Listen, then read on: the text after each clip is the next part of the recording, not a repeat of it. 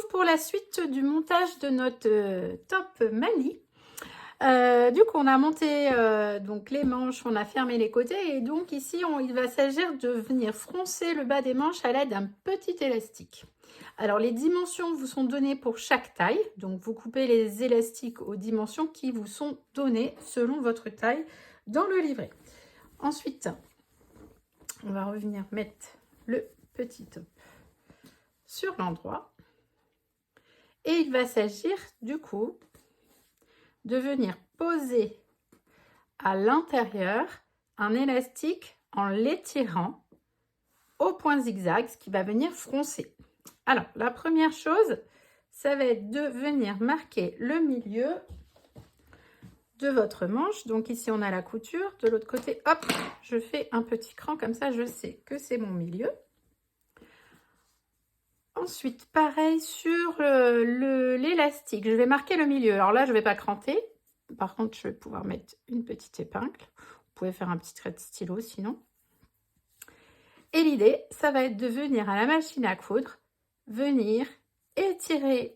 Donc là, vous voyez, là, le moitié, je vais aller la faire coïncider avec l'autre moitié. Je peux tout de suite d'ailleurs là l'épingler pour plus qu'elle bouge. Je vais les épingler ensemble. Voilà. Alors là, j'ai un petit élastique souple de 6 mm. 6-8 mm, pas plus. Hein. Prenez. Il faut que ce soit assez souple pour que ce soit confortable au porter. J'aime bien laisser un petit centimètre pour démarrer derrière. Et voilà, je vais venir étirer et faire mon petit zigzag. Du coup, je vais laisser légèrement déborder de 5 mm, ouais, que 3-4, ouais, à peine 5 mm à droite pour que ce soit plus confortable pour coudre.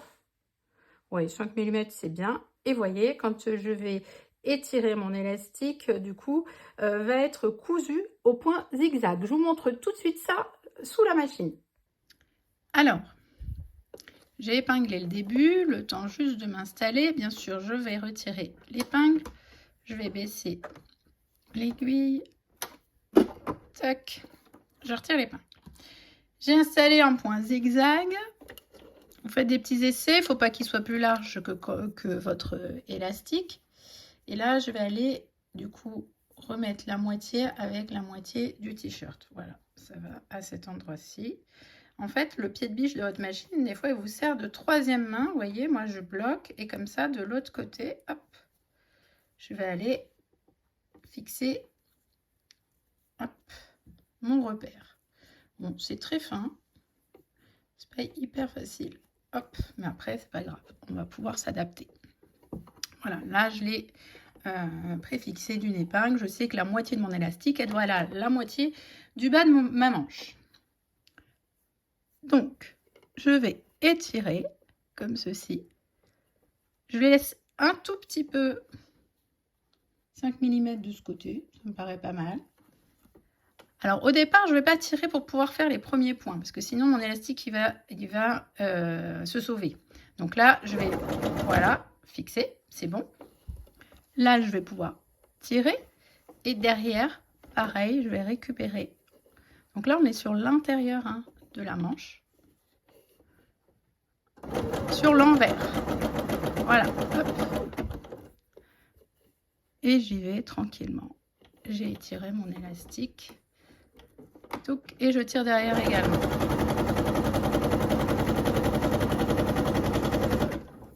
Hop, vous voyez, ça fonce. Nickel. Donc là, la moitié, j'ai toujours mon repère.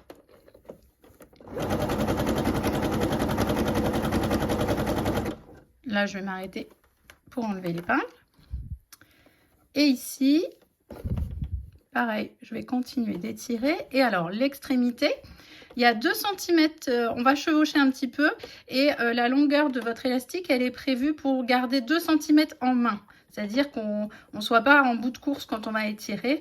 Donc, on va se dire qu'il y a 2 cm qui vont arriver à l'autre extrémité. Hop.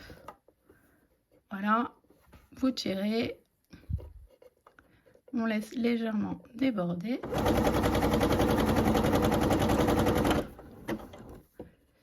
Hop.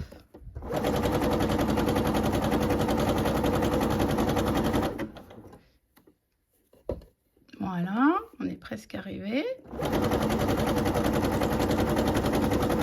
Du coup, l'étirement est le même partout. Donc là, ce que je vous disais, vous avez 2 cm à peu près dans la main. Vous l'étirez, vous le gardez. Vous allez venir chevaucher votre travail que vous avez fait au départ. Donc là, tant pis pour les 2 cm, ils vont être, de toute façon, ils sont comptabilisés dans la mesure. Toc. Voilà. Hop. On recouvre. Petit point d'arrêt. Et on sort. Ensuite, on vient couper le surplus d'élastique. Bon, les petits fils, vous vous en débarrasserez. Toc.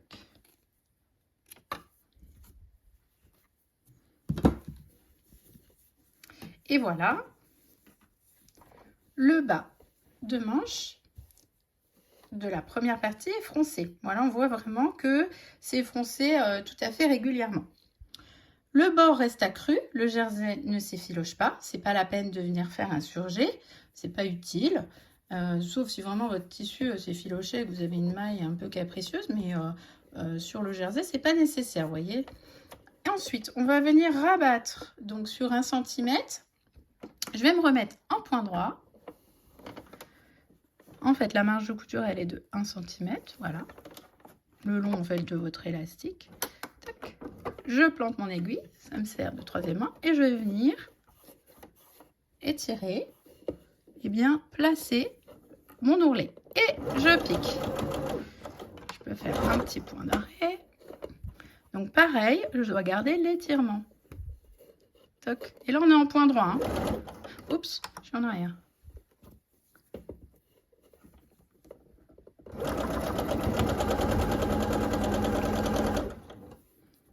On continue. Alors, vous voyez que je travaille à l'intérieur de la manche. Hein. Je ne travaille pas dans le bras libre. Vraiment, gardez. Donc, là, c'est l'endroit de votre manche. L'envers à l'intérieur. On tourne comme ça dedans. Beaucoup plus facile.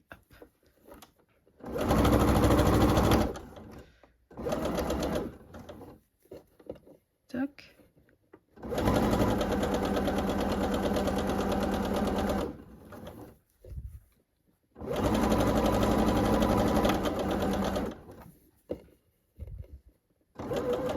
On fait tout le tour. On coupe et on sort. Toc. Voilà ce que l'on doit obtenir. Donc, le bas de manche froncé. Il nous reste une dernière étape pour que ce soit joli, la vapeur. Et on vient repasser à la vapeur. Là, repasser pour que les fronces soient jolies. Donc, vapeur sans trop appuyer. C'est vraiment la vapeur qui va faire que là, ça rétracte. Voilà, nos fronces et ça les place. Et c'est bien plus joli. De toute façon, il faudra repasser tout votre vêtement. Toutes les coutures dessous de bras, côté, pour justement qu'elles ne se restent pas arrondies. Vous voyez, par exemple, ici, vous avez une couture qui est arrondie. Il faut absolument venir la fixer avec la vapeur. C'est beaucoup plus joli. Voilà ce que ça donne. Donc, on a des bas de manche froncé, élastiqué avec un élastique souple. Bien sûr, si vous avez un élastique plus dense, plus dur, peut-être qu'il faudra laisser mettre un petit peu plus de centimètres pour pas être trop serré sur l'avant-bras. Voilà, ce sont des manches 3/4, elles se portent à mi-bras. Je suis ravie de vous avoir accompagné sur la couture de ce top Bali. Si vous avez des questions, n'hésitez pas à les poser en commentaire. On se retrouve très vite sur les réseaux et également sur www.moijecours.com. À très vite, ciao et bonne couture!